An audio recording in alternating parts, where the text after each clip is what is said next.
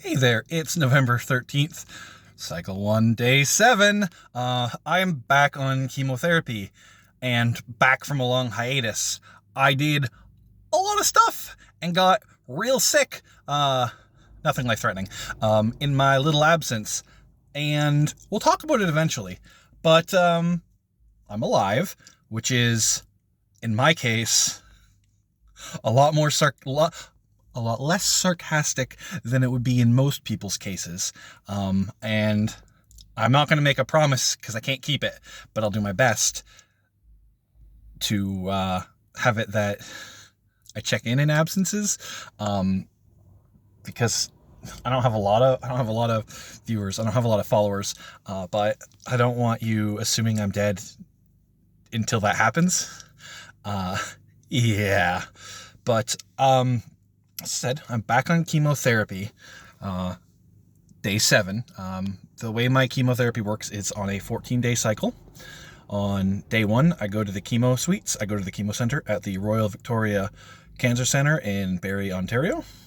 I sit in a real comfy chair for a couple of hours while they put 2.5 or 3 liters of IV fluid and chemotherapy into me.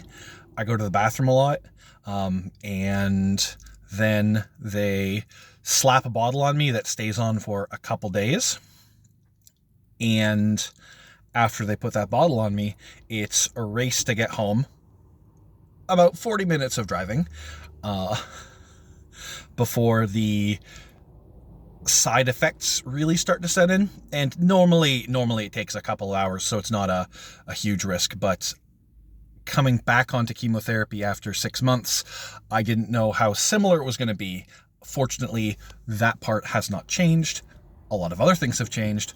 We'll get into it in the future. Now that I'm back on treatment, I have a lot to talk about again and a lot of desire to talk, especially because it's winter and I'm not seeing people and I'm not traveling as much. We'll get into it. After I get home, I keep that bottle on until day 3, which my day 1 is a Tuesday, so it comes off on the Thursday. The math does work out. It's fine. I have to go get it disconnected, and for the original rounds of chemo I got, that would be it. I would be free and clear until day on that one, day 13, when I went back to the hospital, got my blood drawn, spoke to my oncologist. For me, the important things are liver function, because before my diagnosis, my liver got hit pretty hard. I'm not super sure about what it was, but like a half a pint of alcoholic cider was enough to get me drunk 2 months before my diagnosis. So like my liver was not operating great. I am a big man. I have tolerance normally.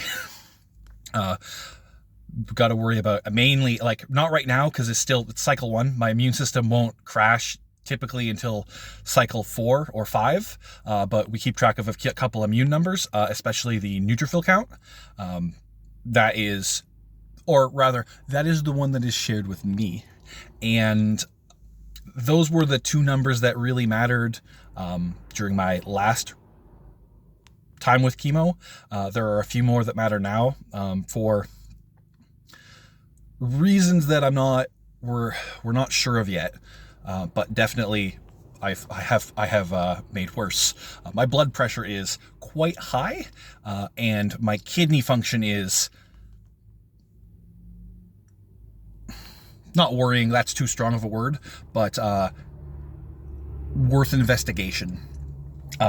So a couple of kidney counts are really important right now, and then there are various tumor markers, which in a lot of people can be either diagnostic or really help you like look for tumors. Like it is not unheard of that you're feeling like crap, and you get a blood test, and like there's this tumor marker, and then you get the body scan, and that's a viable path to diagnosis. That's not my path to diagnosis. Mine was through a lot of pain, and my tumor marker numbers, again, at least the ones that are covered by the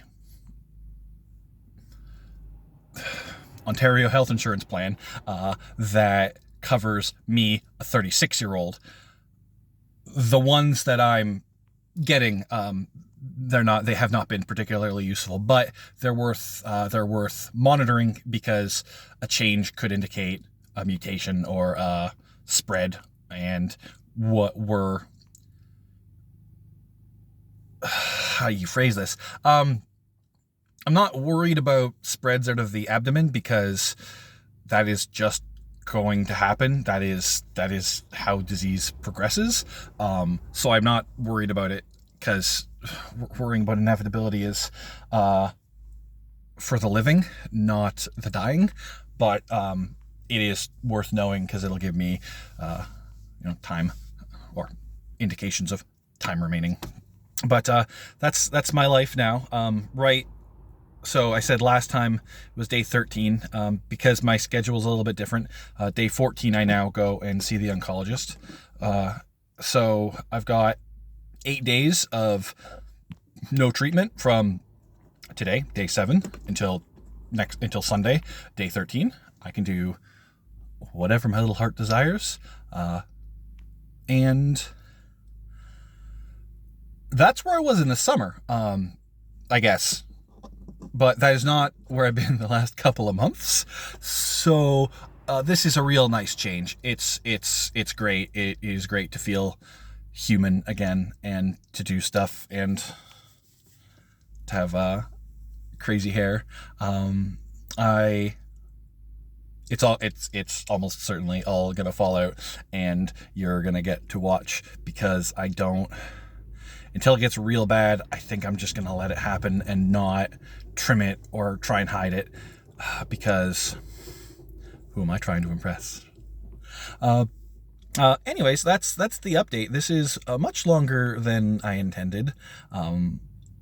All 12 of you will be skip it, because it's boring and long, but know that I am in fact still alive for now, and am glad to be here with you.